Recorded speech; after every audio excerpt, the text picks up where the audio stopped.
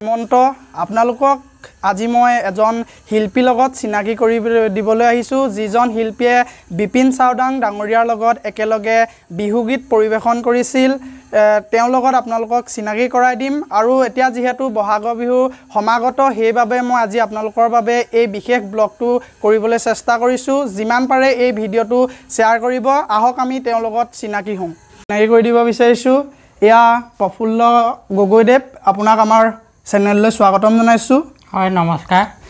আমি শুনিবলৈ পাইছোঁ আপুনি বিপিন চাওডাং ডাঙৰীয়াৰ লগতো বিহুগীত পৰিৱেশন কৰিছিলে হয়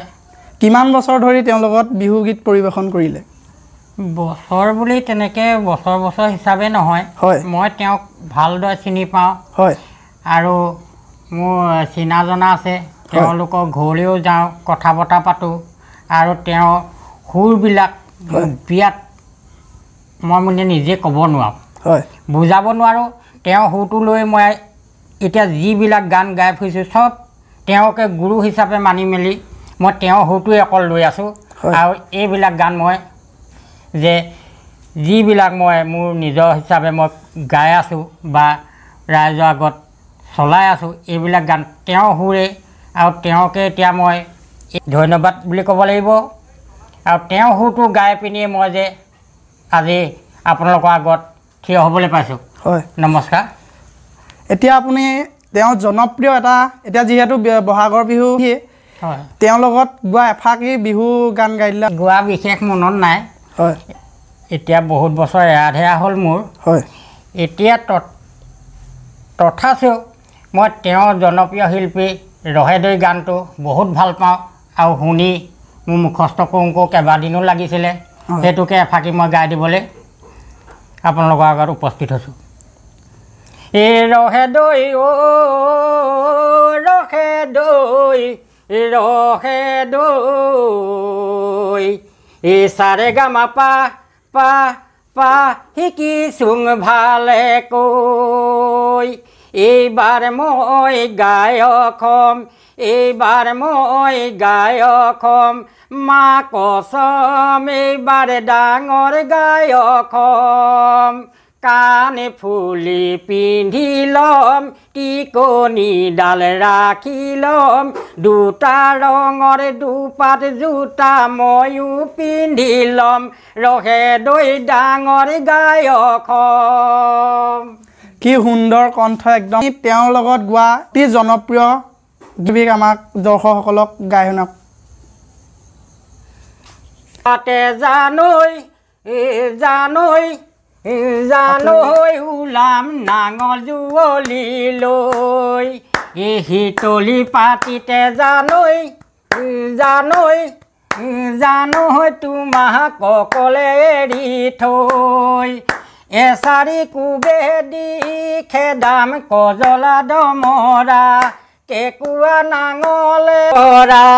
চাহ জলপান দিবাগৈ পথাৰৰ মাজতে ঐ জানৈ জান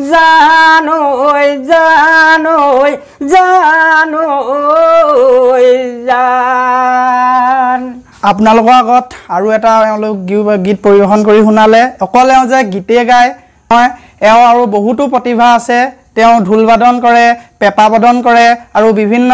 ধৰণৰ অনুষ্ঠানতো কৰে তেওঁ টুকাৰী গীতো বজায় আপোনালোকক দেখুৱাম ভিডিঅ'টো আপোনালোকে চাই থাকিব আগত এওঁ ঢোল বাদন কৰি দেখুৱাব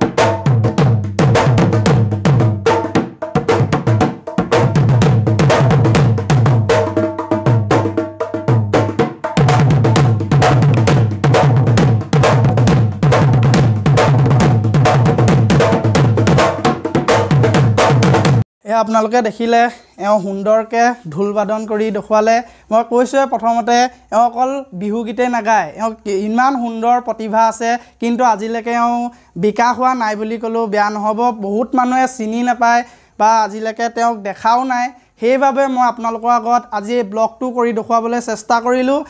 এতিয়া আপোনালোকৰ আগত এওঁ পেঁপা বাদন কৰি দেখুৱাব আপোনালোকে উপভোগ কৰক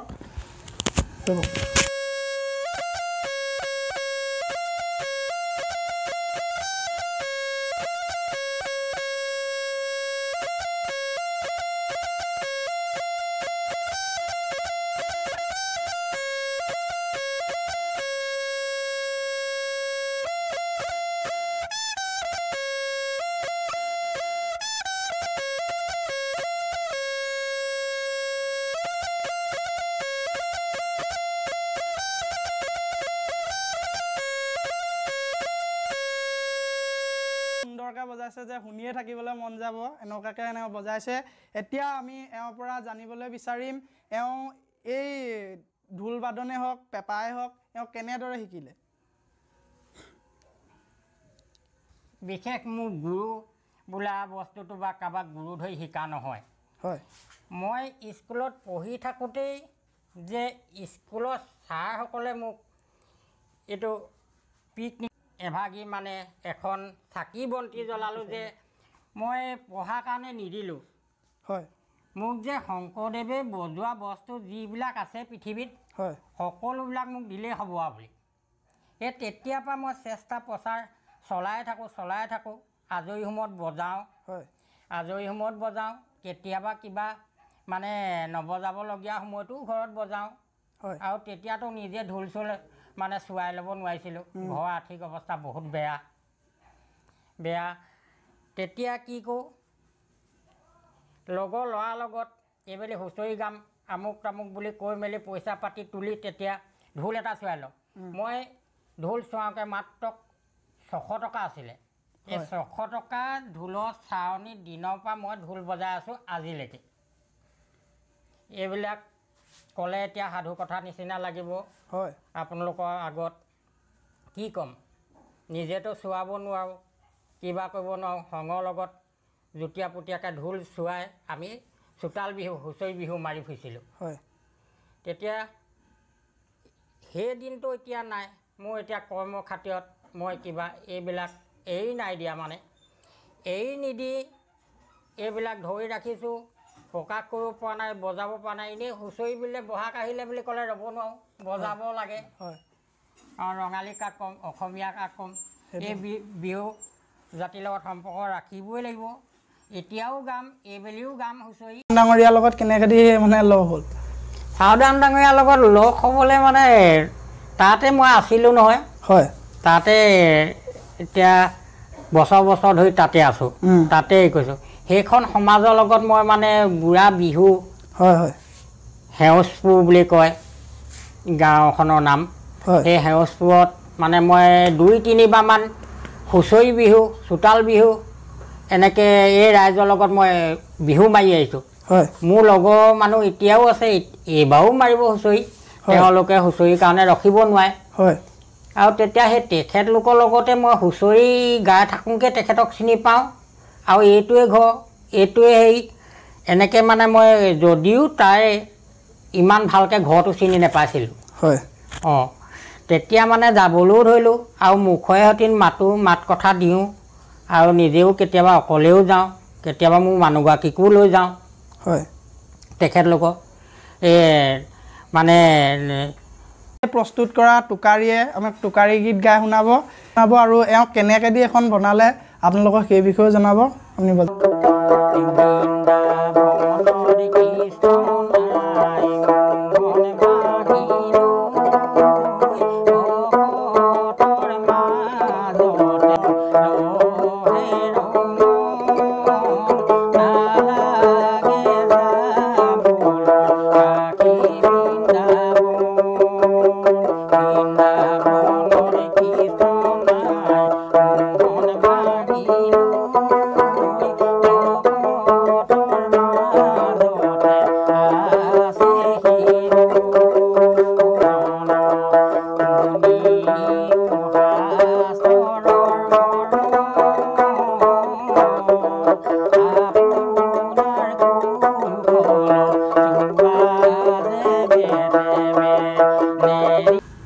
এয়া আপোনালোকে দেখিলে ইমান সুমধুৰ মানে কণ্ঠ আৰু সুন্দৰকৈ তেওঁ বজাইছে যে শুনি থাকিবলৈ মন যায়। চাওদাং ডাঙৰীয়াৰ লগত মানে যোগাযোগ ব্যৱস্থা বৰ্তমান নাই। যোগাযোগ বৰ্তমান নাই। হয়, তেওঁ এতিয়া আপোনাক মানে পাহৰা নিচিনা হৈছেনে? কেছেট কিবা এনেকৈ গানবিলাককে চাই থাকোঁ আৰু মই সদায় চাই থাকোঁ আৰু সদায় মোৰ কাৰণে তেওঁ মোৰ কাৰণে আপোন। হয় হয়। আৰু য'তে নাথাকক যিয়ে নকওক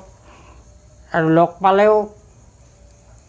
মানে দেখা দেখি হ'লেও মাতিবলৈ মন যায়। বা স্বৰচিত এনে গীত গাইছে বুলি হয়, এটা যদি আমাৰ দৰ্শকসকলক স্বৰচিত মানে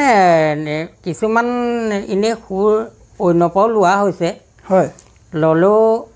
মানে মই নিজৰ সুৰতহে গাইছোঁ এতিয়া। সেইটো হয়, গানটো হৈছে ৰধলা পথাৰত। সেইটোকে আমাৰ অকণমান বেছি নালাগে, অকণমান হ'লেও আমাৰ দৰ্শকসকলৰ আগত গাই শুনা। ৰধলা পথাৰত কবিতা জাকৈ বাই থাকোঁতে জাকনো বাই থাকোঁতে তোকে দেখিছিলোঁ কবিতাৰ মেখেলা সাজতে স্কুল এৰি দিলি কবিতা ক্লাছ 10ত থাকোঁতে বোৱাৰী হৈ আহিলি কবিতা কলেজ নেদেখাকে ডেকা ল'ৰাই জোকাব তোক কলা ফুলত জোকে ধৰিল বুলি গুলপীয়া দুগালতে লাজৰ উঠিল বিৰিঙি ভাই বোৱাৰী নাজানি হবে লগালে খেলি মেলি। ইমান সুন্দৰকৈ এটা স্বৰচিত গীত তেওঁ গাই শুনালে। এওঁ কিমান আপোনালোকে ভাবি চাওক তেতিয়াহ'লে এওঁ কিমান এজন প্ৰতিভাৱান ব্যক্তি, কিন্তু আজিলৈকে এওঁ কোনো মানে এখন ভাল মঞ্চ এওঁ পাবলৈ আজিলৈকে সক্ষম হোৱা নাই। সেই উদ্দেশ্যে আজি মই আহিছোঁ এওঁৰ ওচৰলৈ। আজি ব্লগটোৰ মাধ্যমেৰে আপোনালোকৰ আগত এওঁক চিনাকি কৰি দিব বিচাৰিছোঁ। আৰু এওঁক যদি আপোনালোকৰ যদি মঞ্চত পাব বিচাৰে তেতিয়াহ'লে মই এওঁৰ নাম্বাৰটো স্ক্ৰীণত দি দিম। এতিয়া যিহেতু বহাগৰ বিহু আহি আছে, বিভিন্ন বিহু অনুষ্ঠান হ'ব, তেওঁক যদি আপোনালোকে যদি নিমন্ত্ৰণ হিচাপে যদি বিচাৰে তেতিয়াহ'লে আপোনালোকে স্ক্ৰীণত দিয়া নম্বৰটোৱেদি কণ্টেক্ট কৰিব পাৰিব। আৰু ভিডিঅ'টো বেছি দীঘল নকৰোঁ, আপোনালোকক এনেই চমুকৈ হ'লেও আপোনালোকক দেখুৱালোঁ। আৰু আমাৰ চেনেলৰ তৰফৰ পৰা এওঁক অকণমান সন্মান যাচিব বিচাৰিছোঁ, যাতে এওঁ নিচিনা এজন শিল্পী আমাৰ মাজত আছে, আমাৰ সংস্কৃতিটো ধৰি ৰাখিছে। সেইবাবে আজি